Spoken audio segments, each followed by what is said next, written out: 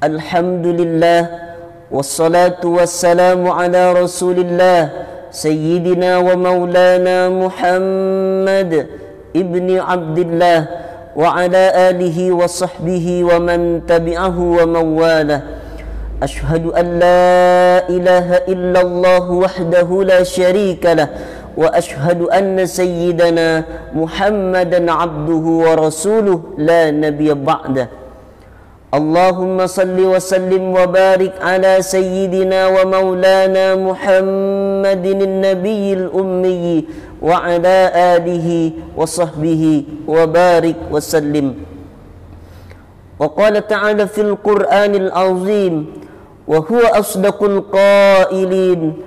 A'udzu billahi minasy syaithanir rajim. Ya ayyuhallazina amanu taqullaha haqqa tuqatih wa la tamutunna illa wa antum muslimun.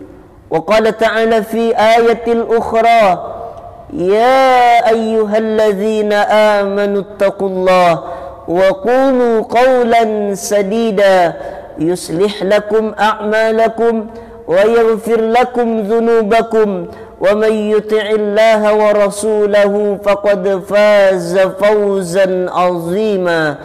Ibadallah, usikum wa nafsi bitaqwallah wa ta'atihi faqad fazal muttaqun. Hadirin jamaah salat Jumat yang dimuliakan oleh Allah Subhanahu wa taala. Tidak ada kata-kata yang indah, yang thayyibah untuk kita ucapkan kepada Allah selain banyak-banyak bersyukur atas nikmat yang diberikan oleh Allah Subhanahu wa taala. Sampai-sampai Allah dalam firman-Nya, "Fa bi ayyi ala'i rabbikuma tukadziban?" Nikmat mana lagi yang kamu dustakan? Begitu kata Allah Subhanahu wa taala. Maka nikmat yang banyak yang diberikan oleh Allah itu kita pakai untuk banyak-banyak beribadah sujud kepada Allah Subhanahu wa taala. Hari Sayyidul Ayyam ini kita diringankan langkah kaki, hati digerakkan oleh Allah. Bukan kita orang yang hebat dalam taat ibadahnya, karena kita dibimbing dalam hidayah Allah Subhanahu wa taala. Allah ingin kita selamat di dunia, lebih-lebih di akhiratnya Allah Subhanahu wa taala. Maka sudah sepantasnya dan semestinya kita meningkatkan keimanan takwa kita kepada Allah Subhanahu wa taala. Al-jannatu u'iddat lil muttaqin. Surganya Allah hanya dijanjikan untuk orang-orang yang bertakwa kepada Allah Subhanahu wa taala. Hadirin jamaah salat Jumat yang dimuliakan oleh Allah Subhanahu wa taala.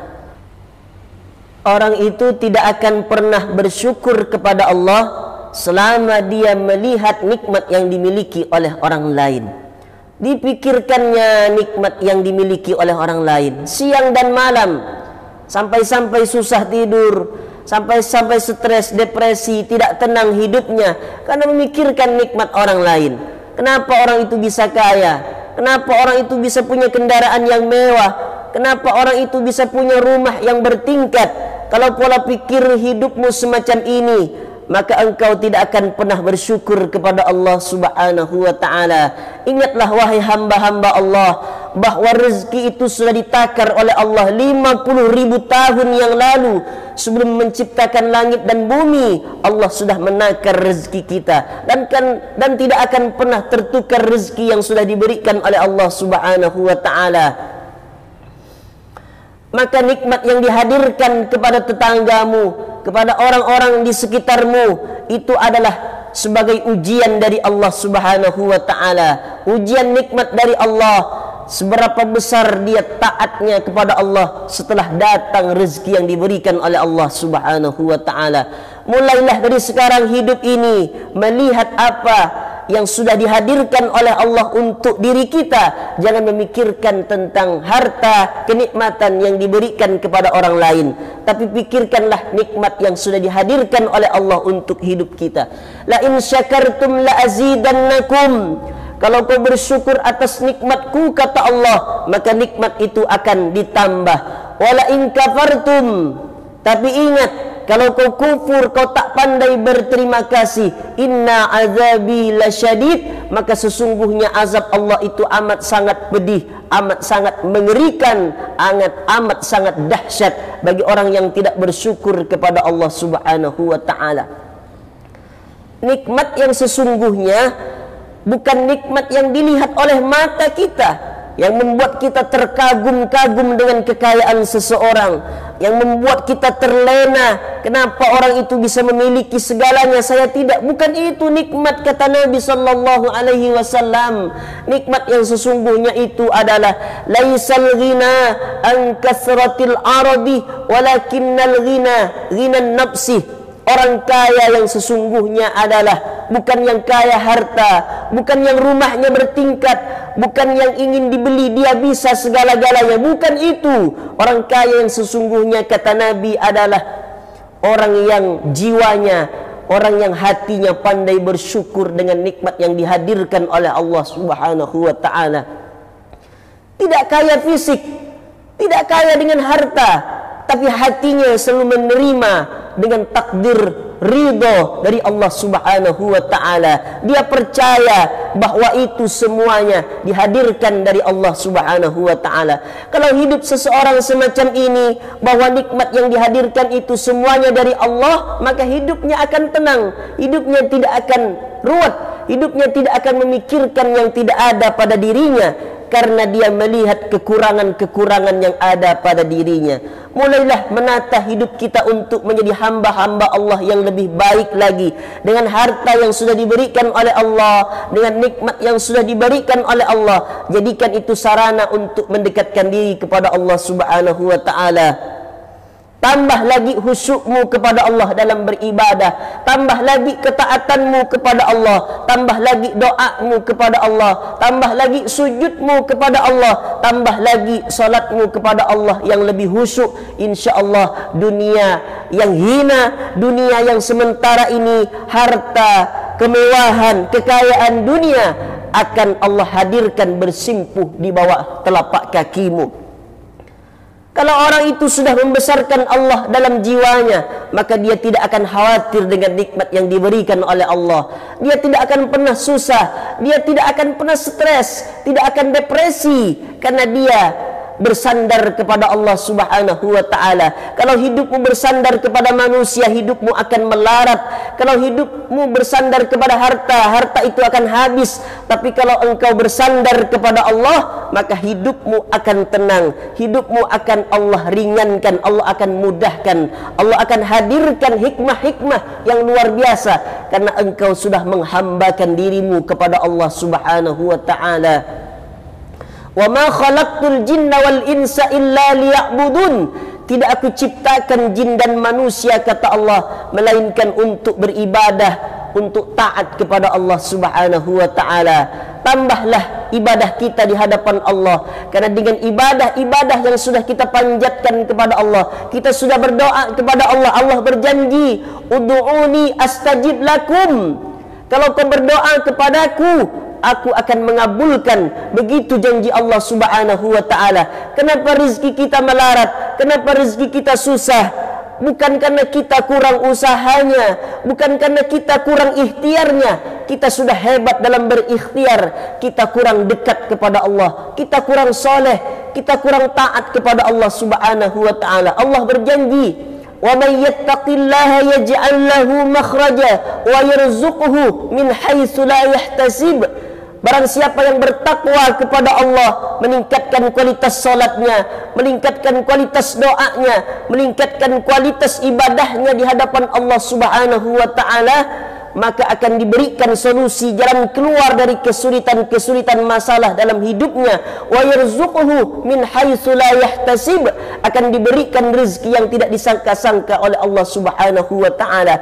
Tambah lagi ibadahmu kepada Allah Subhanahu wa taala. Bangun tengah malam, ketika orang tengah terlelap tidur, engkau bangun bermunajat kepada Allah Subhanahu wa taala. Kau pinta kepada Allah yang maha kaya, yang maha hebat itu, maka dunia ini akan dihadirkan oleh Allah subhanahu wa ta'ala. Kenapa Allah bisa menghadirkan dunia untuk orang ini? Karena dia sudah mengutamakan akhiratnya daripada dunianya. Dunia akan bersimpuh di bawah telapak kakimu. Dunia akan dihadirkan oleh Allah kalau engkau dalam hatimu sudah membesarkan Allah subhanahu wa ta'ala. Jangan khawatir tentang rezeki Allah, tapi khawatirlah dengan rezeki itu kita tambah jauh dari Allah. Jangan khawatir tentang nikmat yang sudah dihadirkan oleh Allah subhanahu wa ta'ala, tapi khawatirlah dengan nikmat itu yang sudah banyak dihadirkan oleh Allah. Allah tidak ridho kepada kita. Itu yang mesti kita khawatirkan dalam hidup ini. Jangan pikirkan nikmat yang membuat engkau lalai kepada Allah subhanahu wa ta'ala yang tak kau miliki. Kau pikirkan nikmat yang dimiliki oleh orang lain, tapi sesungguh hakikatnya itu pun tak akan menjadi milikmu. Itu sudah menjadi milik orang itu yang sudah ditakdirkan oleh Allah subhanahu wa ta'ala. Wa ma min dabbatin fil ardi illa 'ala Allahi rizquha. Tak ada satupun hewan yang melata di atas muka bumi Allah kecuali sudah dijamin rezeki itu oleh Allah subhanahu wa ta'ala. Sudah dijamin rezeki kita oleh Allah subhanahu wa ta'ala. Tinggal kita berikhtiar, tinggal kita berusaha, tinggal kita meningkatkan ibadah-ibadah kita kepada Allah subhanahu wa ta'ala. Akan ringan hidupmu kalau ibadahmu semakin meningkat kepada Allah subhanahu wa ta'ala. Allah akan berikan jalan keluar untuk orang-orang yang mengutamakan akhiratnya, yang tidak mengutamakan dunianya. Diutamakan akhiratnya, baru dunianya dia cari, sehingga Allah akan hadirkan kemudahan-kemudahan dalam hidup orang yang semacam ini. Barakallahu li wa lakum fil Qur'anil azim wa nafa'ani wa iyyakum bima fihi minal ayati wadh-dhikril hakim wa taqabbala minni wa minkum tilawatahu innahu huwal ghafurur rahim.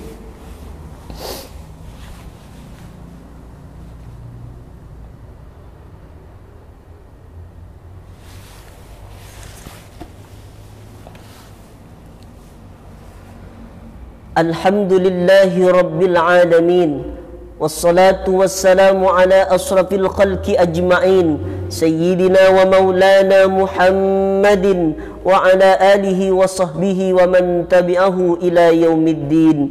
Ashhadu an la ilaha illallah wahdahu la syarika lah, wa ashhadu anna sayyidana Muhammadan abduhu wa rasuluh la nabiyya ba'dah. Allahumma salli wa sallim ala sayyidina Muhammad wa ala ali Muhammad kama sallaita ala Ibrahim wa ala ali Ibrahim innaka Hamidum Majid. Allahumma barik ala Muhammad wa ala ali Muhammad kama barakta ala Ibrahim wa ala ali Ibrahim innaka Hamidum Majid. Qala Allah Ta'ala fil Qur'anil azim wa huwa asdaqul qailin. A'udzu billahi minasy syaithanir rajim. Bismillahirrahmanirrahim. Wal 'ashr. Innal insana lafi khusr illa alladzina amanu wa 'amilus salihati wa tawasaw bil haqqi wa tawasaw bis sabr. Wa qala ta'ala fi ayatil ukhra Inna Allaha wa malaikatahu yusalluna 'alan nabi ya ayyuhalladzina amanu sallu 'alaihi wa sallimu taslima. Allahumma salli wa sallim ala sayyidina Muhammadin sayyidil mursalin wa anbiya'ika wa rusulika wa malaikatikal muqarrabin wa ahli ta'atika ajma'in. Amin ya rabbal alamin. Allahumma ighfir lil muslimina wal muslimat والمؤمنين والمؤمنات الأحياء منهم والأموات برحمتك يا أرحم الراحمين. اللهم أعز الإسلام والمسلمين واهدل الكفرة والمشركين ودمر أعداءك أعداء الدين. اللهم انصر إخواننا المجاهدين المظلومين في سوريا وفي فلسطين وفي مصر وفي روهينيا وفي أويغور وفي كل مكان. ومن مشارق الأرض إلى مغاربها لا تدع لنا ذنبا إلا غفرته ولا هما إلا فرجته ولا دينا إلا قضيته ولا مريضا إلا شفيته ولا ميتا إلا رحمته ولا حاجة من حوائج الدنيا والآخرة لك رضا ولنا فيها صلاة إلا قضيتها ويسرتها يا أكرم الأكرمين. ربنا آتنا في الدنيا حسنة وفي الآخرة حسنة وقنا عذاب النار. عباد الله أوصيكم ونفسي بتقوى الله فقد فاز المتقون. إن الله يأمر بالعدل والإحسان وإيتاء ذي القربى وينهى عن الفحشاء والمنكر والبغي يعظكم لعلكم تذكرون. فاذكروا الله العظيم يذكركم واشكروه على نعمه يزدكم ولذكر الله أكبر والله يعلم ما تصنعون. أقم الصلاة.